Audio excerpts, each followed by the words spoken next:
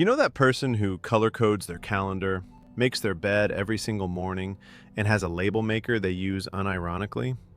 Yeah, that's not just a personality quirk. That's a nervous system trying to feel safe. And today we're breaking down the psychology of highly organized people, the ones society calls type A, uptight, or a little too put together, because science calls it something else entirely. If you're someone who genuinely cannot relax until the dishes are done, who rewrites to-do lists just to feel calmer, who plans vacations months in advance not because you're excited, but because not planning feels unbearable, welcome. You're about to feel very seen. Because your organization isn't about being productive, it's about being in control of a world that feels just slightly too chaotic to trust. Here's what's actually happening. Psychologists have long linked high organizational behavior to something called intolerance of uncertainty, a core feature of anxiety. When your brain perceives the future as unpredictable, it gets uncomfortable. And for some people, that discomfort is intense. So instead of sitting with it, they organize it away. Clean desk, clear mind, quiet nervous system. A 2020 study published in the Journal of Anxiety Disorders found that people who scored high on need for control also showed significantly elevated anxiety sensitivity, meaning their brains were more reactive to the feeling of things being out of order. Think about that. Your perfectly organized closet isn't a hobby, it's a coping mechanism, and a deeply effective one.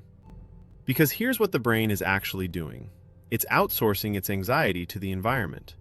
If everything outside is orderly, the chaos inside feels more manageable. Neuroscientists call this externalized emotion regulation. You can't always calm the thoughts, but you can fold the laundry. But where does this come from? For many highly organized people, it starts early.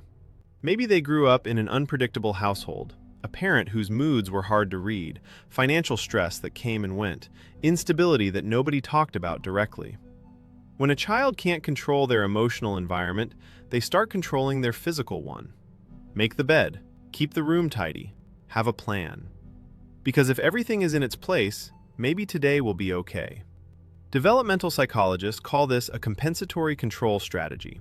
Children who feel powerless in emotional situations develop rigid external systems to restore their sense of safety. And here's the painful part. It works. So they carry it into adulthood. The planner, the morning routine, the spreadsheet for grocery shopping. Not because they're obsessive, because somewhere inside them, a younger version still believes that order equals safety. Here's what's fascinating though.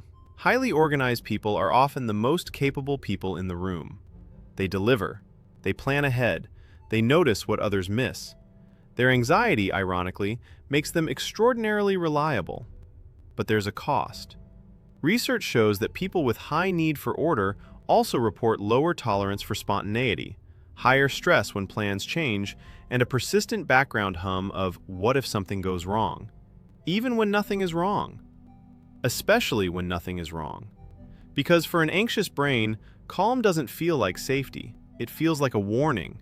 Something must be coming. So they organize more, plan more, control more.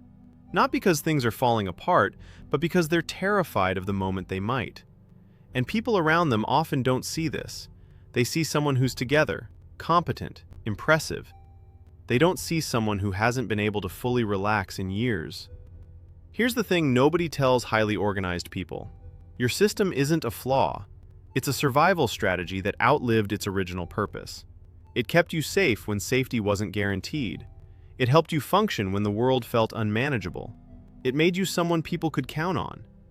But you don't have to earn calm through control anymore. The mess is allowed to exist. The plan is allowed to fall apart. The uncertainty is allowed to just be uncertain, without it meaning something terrible is about to happen. You're not broken. You're not rigid. You're not too much. You're someone whose brain learned to build walls because it needed to feel safe.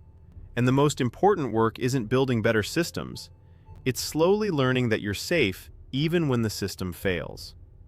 If this hit close to home, you're probably going to want to watch the next one, because we're going to break down why the strongest people are often the most exhausted, and what psychology says is really going on underneath that strength.